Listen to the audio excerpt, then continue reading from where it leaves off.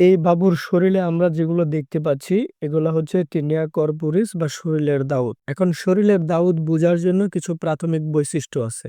যেমন যেই জায়গাটা আক্রান্ত হবে সেই জায়গাটা দেখতে বৃত্তাকার বা গোলাকার লাগবে এবং আক্রান্ত জায়গার চারপাশটা লাল লাল হয়ে থাকবে এবং বর্ডারটা কিছুটা উঁচু থাকবে। অনেক বেশি পরিমাণে চুলকানি হবে, পুরো জায়গাটা দেখতে খুব পরিষ্কার লাগবে।